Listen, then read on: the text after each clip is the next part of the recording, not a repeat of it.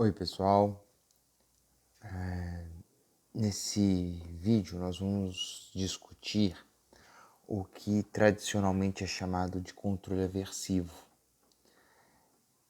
Na nossa última aula a gente entrou para a discussão de comportamento operante e definimos comportamento operante como um comportamento que executa mudanças no ambiente. E essas mudanças têm um efeito sobre o comportamento, um efeito sobre a alteração de probabilidade de ocorrência daquele comportamento. Tá? Na última aula, nós basicamente discutimos o comportamento que é mantido por consequências reforçadoras. Tá? Ou seja, que tenham um efeito de aumentar a frequência da resposta. Isso que define reforço. Tá? Mas não são todas as consequências reforçadoras que estavam abarcadas na aula passada. No último vídeo nós vimos o que a gente vai chamar de consequências reforçadoras positivas. O que o termo positivo quer dizer? Nessa lógica toda. O termo positivo diz respeito à operação ambiental executada, ou seja, que tipo de transformação no ambiente que aconteceu. Quando eu falo em positivo, eu estou dizendo que a mudança ambiental que aconteceu foi um acréscimo de algo que não existia antes no ambiente. Então, quando eu falo em um comportamento que é mantido por reforço positivo, eu estou dizendo de um comportamento que, ao emitir, a mudança ambiental que ele executa é a soma de um determinado evento no ambiente e que essa operação está correlacionada com o aumento de frequência da resposta que produziu essa consequência. Isso é o que a gente vai chamar de um comportamento mantido por reforço positivo. Beleza. A gente vai entrar hoje em 3 novos tipos de consequenciação. A gente vai trabalhar com o que a gente chama de reforço negativo, punição positiva e punição negativa. Esses 3 tipos de consequenciação se enquadram naquilo que a gente vai chamar de controle aversivo. Tá? Como assim? Por que a gente vai chamar esses 3 tipos? Por que nós vamos englobar esses 3 tipos de controle dentro de uma única grande categoria? Porque nesses 3 tipos de relação de consequenciação existe uma semelhança entre esses 3. Nos 3 casos, estamos falando de comportamentos que são emitidos em função de um determinado tipo de estímulo que eu vou chamar de estímulo aversivo, aonde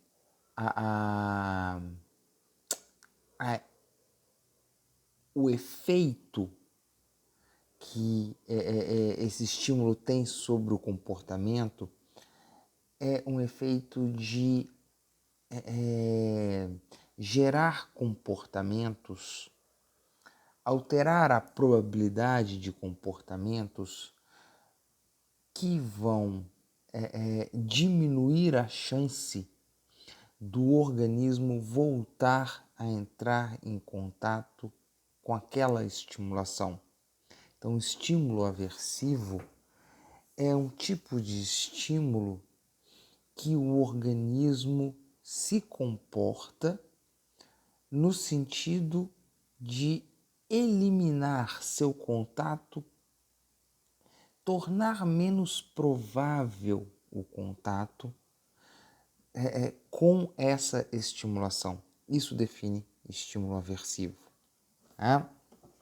Então, esses 3 essas três consequenciações, reforço negativo, punição positiva e punição negativa, esses três tipos de consequenciação vão ser enquadrados naquilo que a gente chama de controle aversivo por essa característica.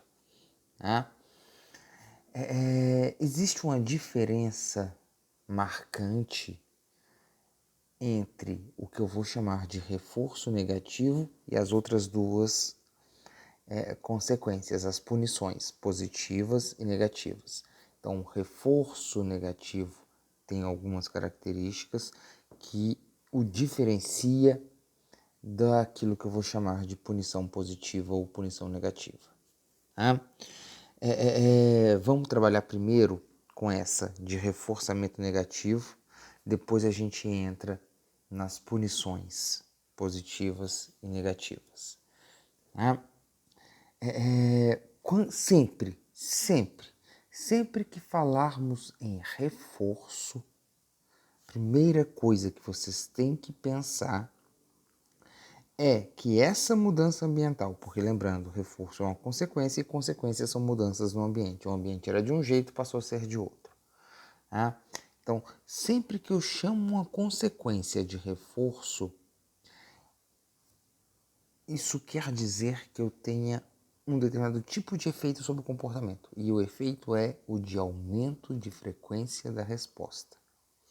O comportamento que é reforçado, o organismo tende a emiti-lo com maior frequência.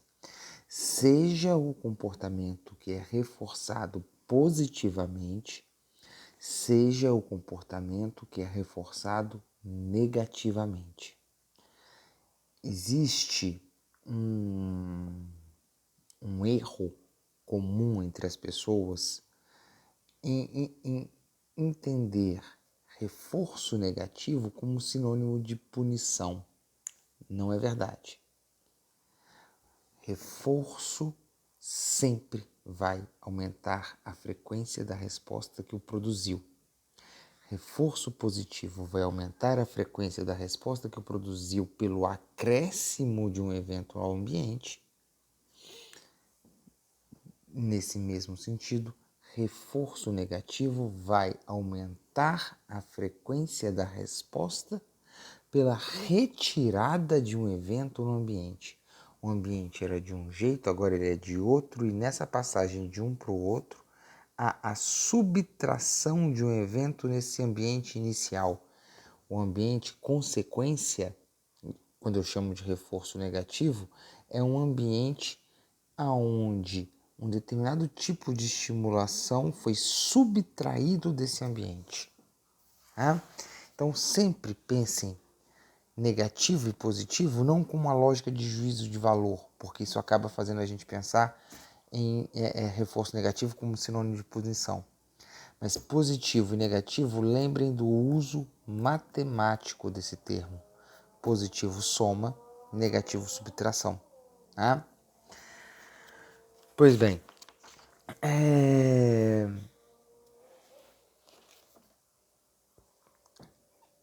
quando estamos falando então em reforço negativo, estamos falando, de novo, só para fixar, estamos falando de um comportamento que é mantido tem a sua frequência aumentada pela retirada de um evento no ambiente. O livro traz exemplo, por exemplo, de colocar um óculos escuro num dia ensolarado. Eu tenho um ambiente que é de um jeito, sol incendido no meu olho, tá? Emito a resposta de pegar o óculos escuro e colocar. Ao fazer isso, foi retirado um evento do ambiente. Antes tinha a claridade muito forte no meu olho, agora não tem mais.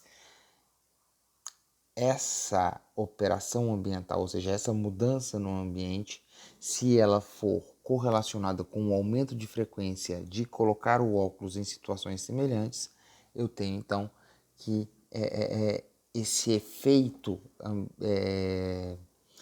essa mudança ambiental, esse efeito no ambiente, de agora não existir mais feixes de luzes incidindo sobre o meu olho. Esse efeito, se ele está correlacionado com o aumento de frequência da resposta de colocar o óculos, esse efeito é um reforço negativo. Tá? Sei lá, o contar uma mentira para não tomar uma bronca dos pais. Quem derrubou o vaso da sala foi o cachorro que passou correndo e derrubou, ao invés de eu falar que fui eu jogando bola, por exemplo. E com isso, a bronca não acontece. Eu tenho antes uma eminência de bronca. É lógico que essa bronca funcionava ali como uma ameaça de bronca, a sinalização de uma bronca, a gente vai discutir isso um pouco. E com o advento da mentira, essa bronca some. A possibilidade de bronca some. Nessa situação, a resposta de contar uma mentira foi negativamente reforçada. Tá?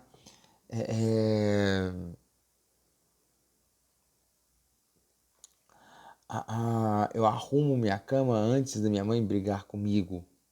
Tá? São todas respostas que têm como efeito a eliminação de uma estimulação aversiva do ambiente.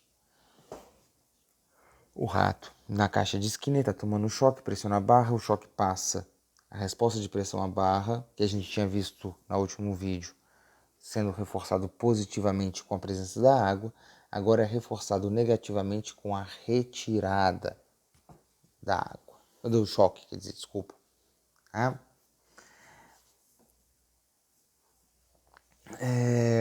Uma série de comportamentos nossos são mantidos por reforço negativo. Uma parcela de vocês podem estudar por reforço positivo. Aquilo que vocês ganham ao apresentar um comportamento, sobre falar sobre análise do comportamento, behaviorismo ou coisa do tipo. Outros podem estudar por reforço negativo, como forma de eliminar a chance de reprovação. Né? Normalmente, vocês estudam por reforço positivo. Quando vocês estudam por reforço positivo, vocês falam de uma disciplina que vocês gostam.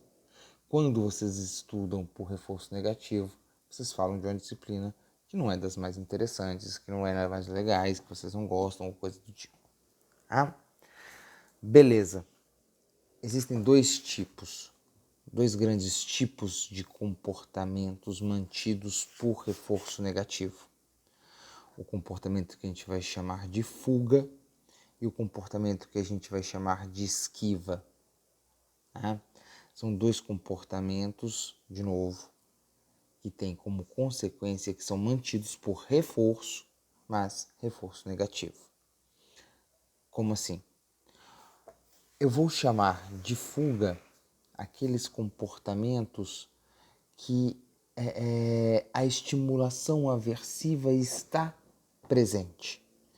Ela está diante de mim e eu emito uma resposta e ela desaparece. Minha mãe está dando bronca em mim porque eu não arrumei o quarto, eu começo a arrumar o quarto durante a bronca e a bronca cessa.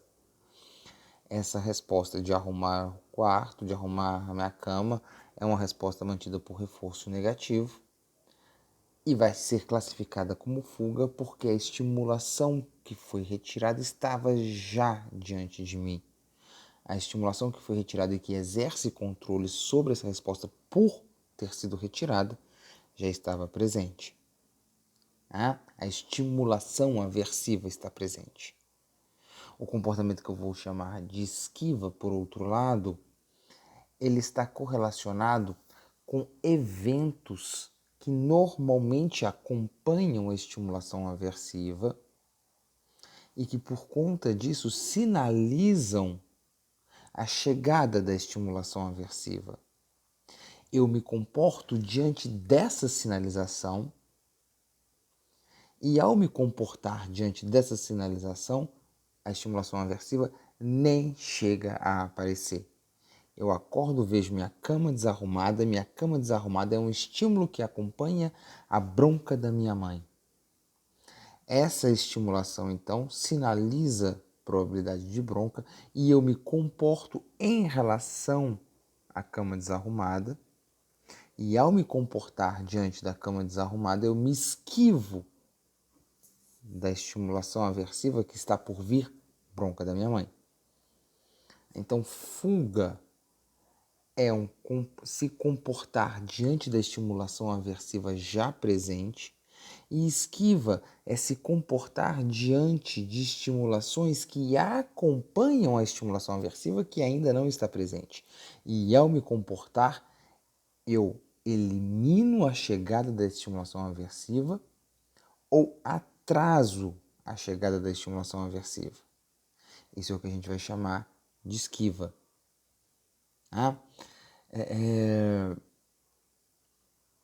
Lá no livro Moreira e Medeiros, lá no final do livro, ele tem uma parte de discutir análise ou coisa do tipo. Eu acho que é lá no final, não tenho certeza. Aonde ele dá um exemplo de uma pessoa que se declara para o namorado ou para a namorada, e ao se declarar, logo depois de se declarar, o namorado ou a namorada termina com a pessoa. Esse termo é extremamente aversivo para aquele que se declarou. Tá? E esse se declarar está correlacionado com um relacionamento que está gradativamente ficando cada vez mais sério. Beleza. Ao se declarar, a resposta foi punida. Tá? Ele se deparou com uma estimulação aversiva. No futuro, quando algum relacionamento começar a ficar sério, ele passa a sinalizar estimulações aversivas que estão por vir. E ao invés de se declarar, essa pessoa agora termina o relacionamento. Essa resposta adia, atrasa ou elimina o contato com a estimulação aversiva de tomar o pé na bunda. Essa resposta de terminar antes de o relacionamento ficar suficientemente sério para conversar com a pessoa sobre a seriedade do relacionamento vai ser entendido como um comportamento de esquiva. Tá?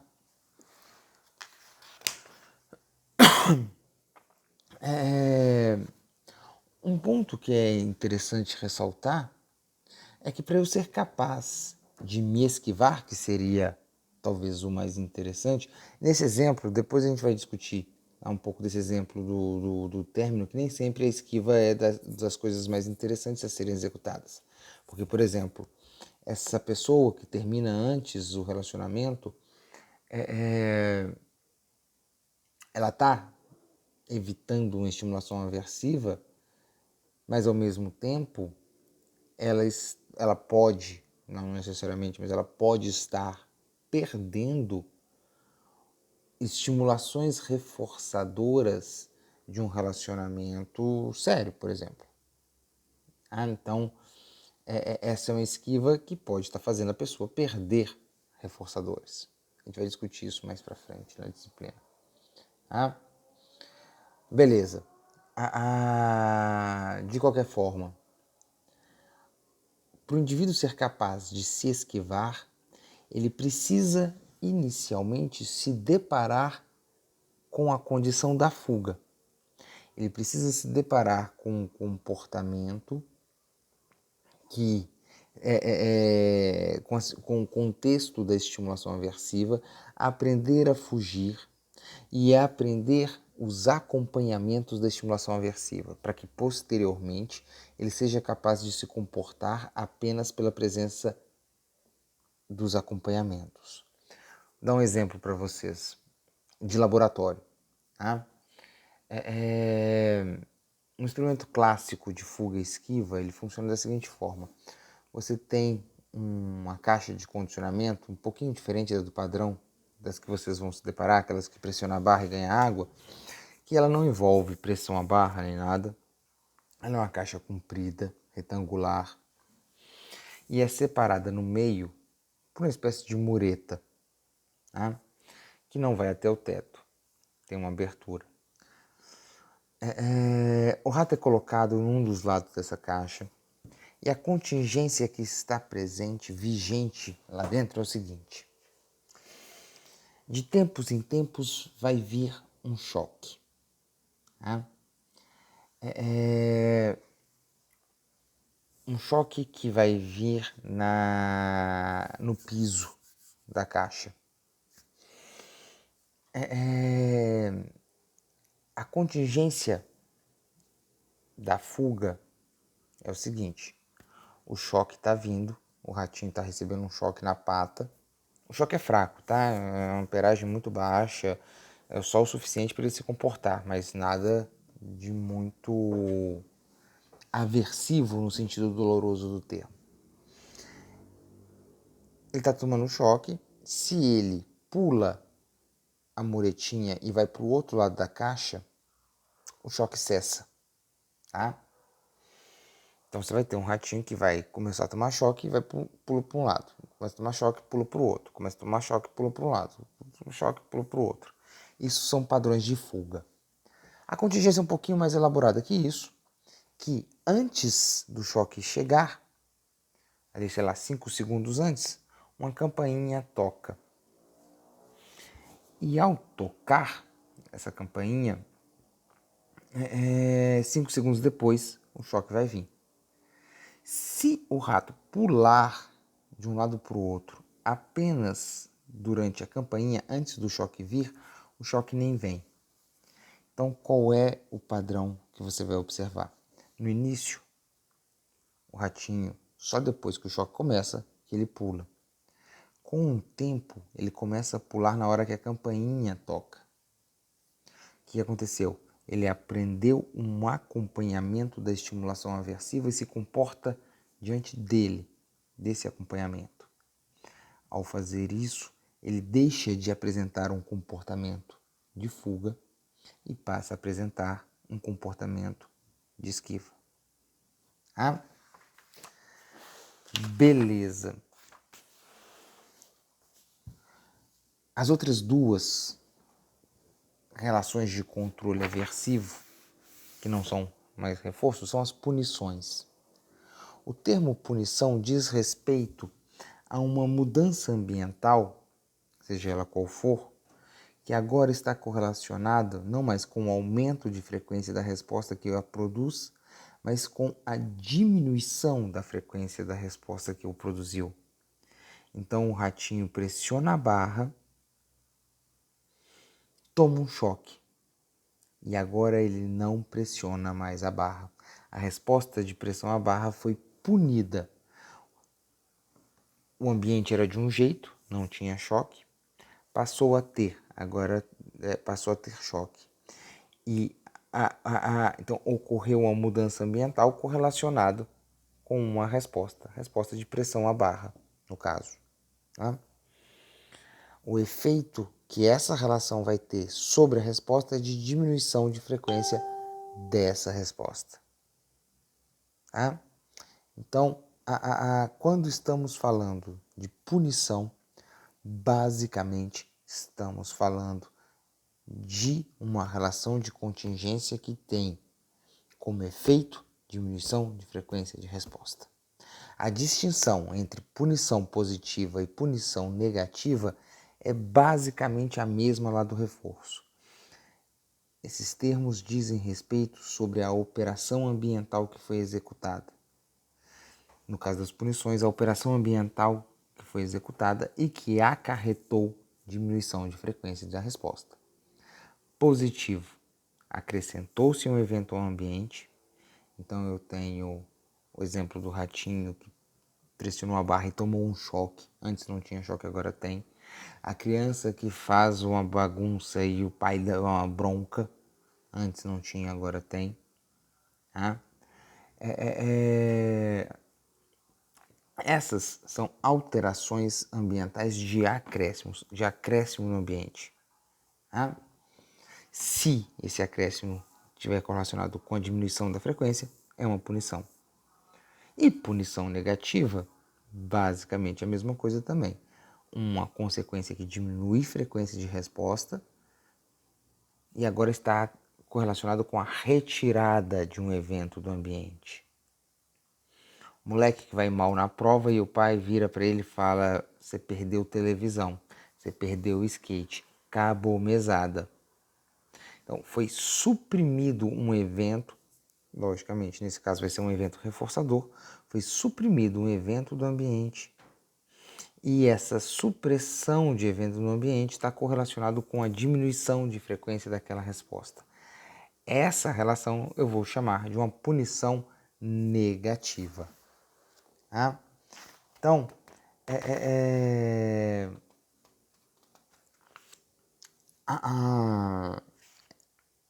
as punições, a gente vai discutir isso na nossa aula ao vivo, ela tem uma série de problemas em termos de efeitos colaterais, estratégias de controle do comportamento, ela não é das mais eficientes, mas ela apresenta alguns efeitos e efeitos importantes. Diminuição de frequência de resposta não deixa de ser um efeito importante, tá?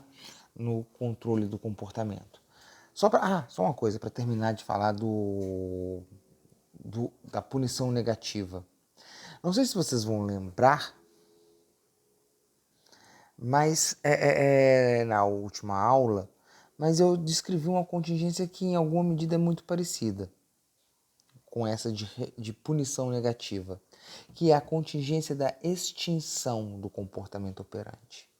O ratinho pressiona a barra, ganha água e faz isso mais vezes. Agora ele não ganha mais água, ele pressiona a barra e foi retirada essa consequência. Essa consequência não existe mais.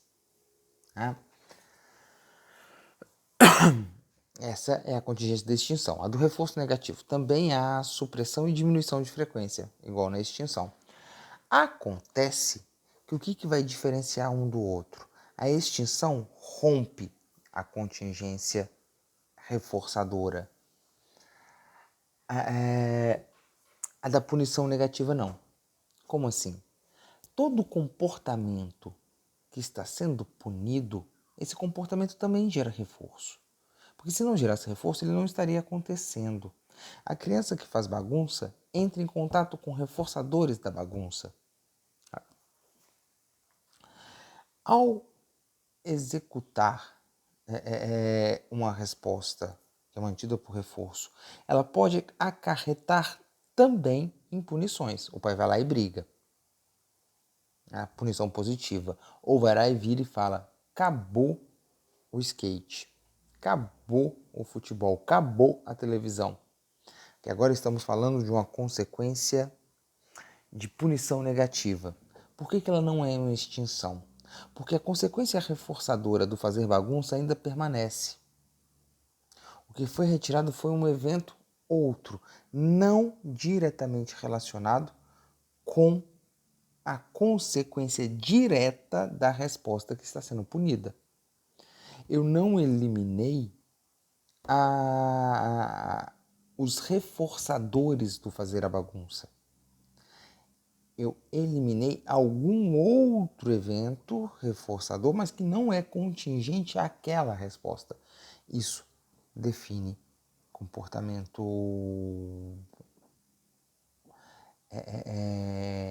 Isso define punição negativa. Beleza? Pessoas, vamos ficar por aqui nesse vídeo de hoje. Nossa próxima aula é uma aula no Meet, onde nós vamos discutir as 4 consequências: reforço positivo, reforço negativo, punição positiva, punição negativa. Vamos entrar em detalhamentos maiores, igual a gente fez quando estávamos discutindo o reflexo. Beleza? Ficamos por aqui. Até a próxima.